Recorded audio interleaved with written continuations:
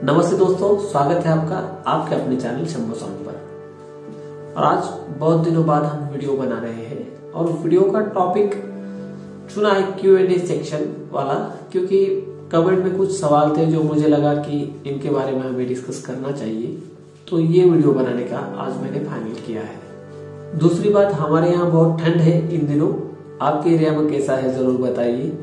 और साथ ही हमारे एरिया में पंचायत यानी गांव की पंचायत के इलेक्शन भी चालू है, तो ये सारी बातें हैं यहाँ पर।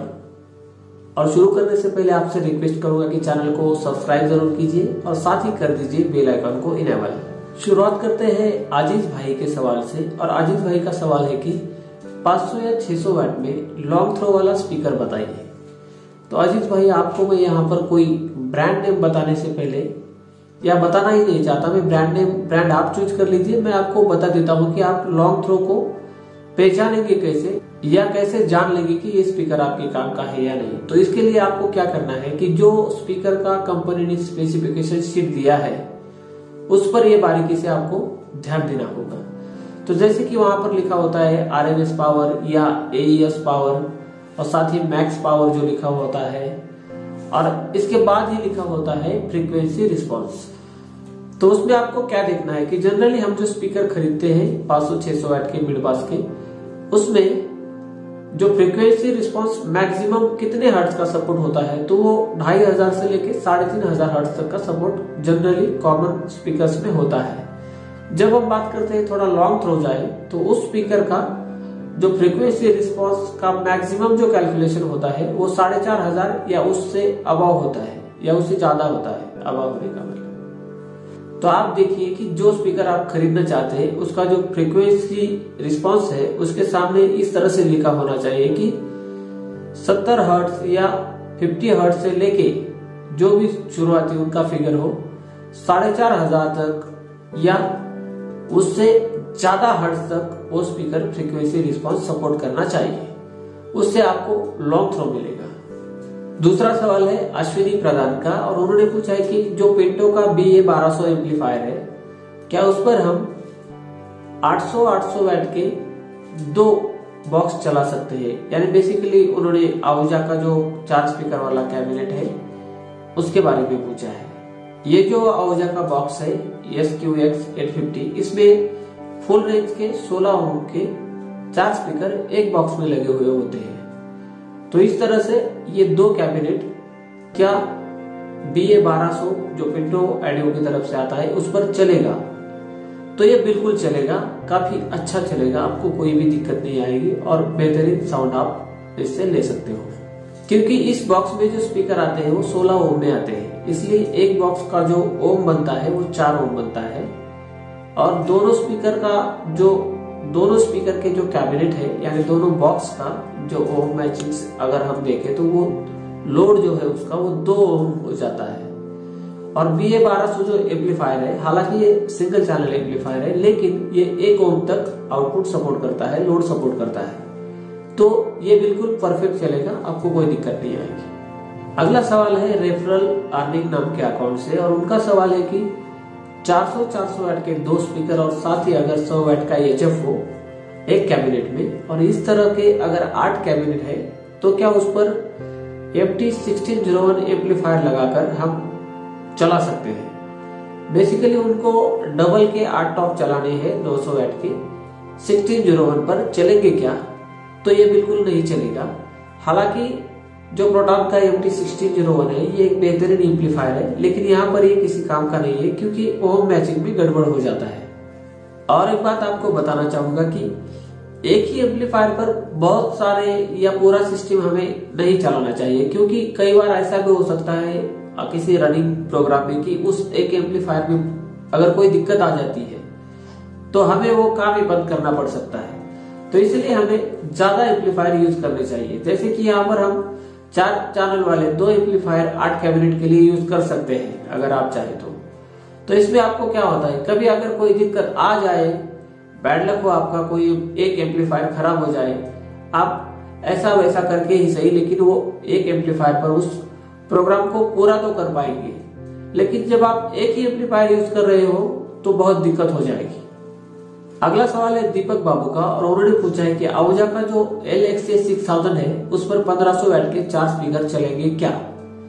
तो दीपक भाई बिल्कुल चलेंगे, काफी अच्छे चलेंगे, आपको कोई दिक्कत नहीं आएगी। तो आप बेझिझक इस तरह का सेटअप ले सकते हैं। अगला सवाल है भागवत जी का और भागवत भाई ने पूछा है कि जो प्रोटॉन का 1201 है उस पर उन्हें 400 वाट के 8 स्पीकर चलाने हैं, तो इसके लिए मुझे कौन सी सेटिंग लगानी होगी? एक्चुअली भागवत भाई मैं फिलहाल खुद ही 1201 पर 400 वाट के 8 स्पीकर चला रहा हूँ पिछले कई दिनों से। तो इसके लिए कोई बहुत बड़ा कोई कुछ करना नहीं है, कोई रॉकेट साइंस नहीं है। आपको क्या करना है कि जो आपका लो पास, बाईपास और HF वाला जो बटन है उसे बाईपास पर ले जाना है सबसे पहले। दूसरी बात है, अगर आपके एम्पलीफायर में, मैं इसलिए बोल रहा हूं कि 1201 में इतनी सारी कॉपीज और इतनी सारी कंपनीज हो चुकी है कि बैक साइड में बहुत ज्यादा फर्क आ रहा है और अलग अलग एम्पलीफायर में अलग अलग स्विच है, थोड़ा बहुत डिफरेंस है। जैसे कि मैं बता रहा हूं कि किसी एम्पलीफायर में आपको 120 हर्ट्ज के लिए कट बटन मिलेगा, अंडर 30 हर्ट्ज के लिए कट बटन मिलेगा और कई एम्पलीफायर ऐसे हैं जिसमें 120 के लिए नहीं मिलेगा, 160 के लिए मिलेगा। तो आपको क्या करना है, जो आपके लो फ्रिक्वेंसी कट करने के लिए जो बटन है बैक साइड पर उसे ऑन कर देना है। 30 हर्ट्ज का भी ऑन कर देना है, 120 या 160 हर्ट्ज का जो भी है उसे भी ऑन कर देना है। इससे आपका जो मिड का क्लियरिटी है वो आपको अच्छा मिलेगा। और फिर आप एक्टिव क्रॉसओवर अगर यूज करते हो तो बिल्कुल कोई झंझट ही नहीं है, फिर तो सबसे बढ़िया। लेकिन इस तरह से सेटिंग करने पर भले आप क्रॉसओवर यूज करते हो या ना करते हो तो भी कोई दिक्कत नहीं आएगी। अगला सवाल है हमारे भाई पप्पू जी, पप्पू वर्मा जी का, और उनका सवाल है कि LSD ब्रांड कैसा है? LSD, तो इस ब्रांड के बारे में जितना पप्पू भाई आपको पता है उतना ही मुझे पता है। मैंने भी ये YouTube पर ही देखा है कुछ वीडियोस में। तो जो इनके ऑनर है उनसे हम बात करेंगे, अगर कोई प्रोडक्ट वो भेजते हैं हमें देखने के लिए तो इसके बारे में हम बोलेंगे, क्योंकि हमने वो कहाँ पर भी चलते हुए देखा नहीं है। अगर कहीं इसका सेटअप मुझे देखने को मिलता है तो मैं जरूर आपको इन्फॉर्म कर दूंगा, लेकिन लगता है कि अच्छा चलेगा। और ये मैं इसलिए कह रहा हूं क्योंकि ये जो ऑनर है LSD के, उन्होंने पिछले कुछ दिनों में एक TD क्लास का एम्पलीफायर लॉन्च किया है। तो उन्होंने ये बोला है वीडियो में कि ये इंडिया का फर्स्ट TD एम्पलीफायर है। तो लोगों में ये मतलब आशंका है कि TD क्लास के स्पेयर नहीं मिलते तो रिपेयर नहीं हो पाता है। और वो जो बंदा है मालिक कंपनी का, वो खुद से बोल रहा है कि इसके स्पेयर मार्केट में जनरली मिलते नहीं है, तो मैं आपको रिपेयर करके दूंगा। मतलब ये एक ऑनेस्टी है। और हालांकि बात यह है कि कुछ एक दो ब्रांड है जो इससे पहले ही हमारे देश में TD क्लास के एम्पलीफायर बेच रहे हैं, लेकिन वो क्लास H बताकर बेचते हैं। तो इसी बात से मुझे लगा कि वो LSD वाले कुछ ऑनेस्टी दिखा रहे हैं, सही इंफॉर्मेशन कस्टमर को दे रहे हैं। अगला सवाल है हमारे भाई संकेत पाटिल जी का, और उन्होंने पूछा है कि ATI Pro के जो स्पीकर है वो 1-2 साल के बाद आवाज कम देते हैं, तो ऐसा क्यों होता है? और ये भी है कि क्या ये सही है? तो संकेत भाई, ये बात तो मैंने भी बहुत लोगों से सुनी है, और इसमें हकीकत कितनी है, सच्चाई कितनी है, ये मैं खुद भी पर्सनली कम देखा है मैंने, ऐसा कुछ होता है करके, लेकिन बहुत सारे ऐसे मैंने चर्चाएं सुनी है। तो इसका मतलब क्या है कि ATI खराब है? तो मैं ऐसा बिल्कुल नहीं कहूंगा। इसके पीछे जो वजह मुझे लगती है सबसे बड़ी, वो ये है कि 1-2 साल में हम बहुत ज्यादा सिस्टम बजाते हैं तो हम जनरली बेस के स्पीकर को तो हम रिकॉन करते ही हैं, मतलब दोबारा बनवाते हैं। पेपर फट जाता है या उसमें जो टाइटनेस है वो कम हो जाता है, और जब हम उसे चेंज कर देते हैं तो कंपनी का ओरिजिनल कॉइल लगाते नहीं है।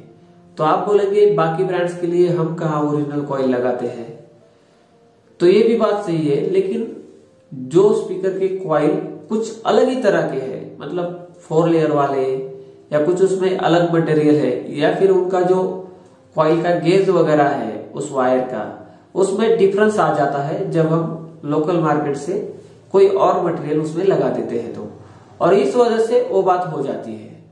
तो ये हकीकत है, इससे आप बच भी सकते हो कंपनी का ओरिजिनल मटेरियल खरीद कर। तो इसमें दिक्कत ये है कि जब हम ओरिजिनल कंपनी से मांगा हुआ मटेरियल अगर उसमें लगाना चाहिए स्पीकर में, तो उसकी कीमत बहुत ज्यादा होती है और इसलिए हम उससे बचते हैं और फिर ये दिक्कत आ जाती है। और ये बात है, अगर कंपनी आपको पहले देते हुए सस्ता दे रही है तो स्पेयर महंगा ही होगा। अगला और आखिरी सवाल है राजू भाई का, जो गुजरात से है। उन्होंने मेंशन किया है इसलिए मैं बता रहा हूं। और उनका सवाल है कि उनके पास 1300 वैट के 2 स्पीकर है और 1500 वैट के 2 स्पीकर है और उनको डायनाटिक V7000 पर उन्हें चलाना है, तो क्या ये सही रहेगा? तो जहां तक मैं सोचता हूं कि हम इस झमेले में ज्यादा इन्वेस्ट ना करें, क्योंकि दिन ब दिन बहुत इस बिजनेस में प्रॉब्लम्स खड़ी हो रही है, खास करके डीजे में तो बहुत। इसलिए हालांकि आपका एक परफेक्ट कॉम्बिनेशन नहीं है, लेकिन फिर भी मैं आपको सजेस्ट करूंगा कि ये चलेगा इसलिए क्योंकि V7000 4 ओम पर 2400 वैट का आउटपुट देता है, कंपनी मेंशन मैं बता रहा हूं, और डैम्पिंग भी 800 से अबव है, तो कोई दिक्कत नहीं आनी चाहिए। स्लाइटली ओवरलोड है तो भी चल जाएगा। एक चैनल पर 1300 वाले दोनों स्पीकर डाल दीजिए, दूसरे चैनल पर 1500 वाले दोनों स्पीकर डाल दीजिए और ठीक ठाक से चला लीजिए, चल जाएगा, कोई दिक्कत नहीं आएगी। तो दोस्तों ये सारी बातें थी आज के लिए। वीडियो आपको कैसा लगा कमेंट सेक्शन में जरूर बताइए। चैनल को सब्सक्राइब जरूर कीजिए, सब्सक्राइबर काफी कम है। मिलते हैं अगले वीडियो में। अगर आपके दिल में कोई सवाल हो, सुझाव हो, जरूर कमेंट कर दीजिए। Bye bye.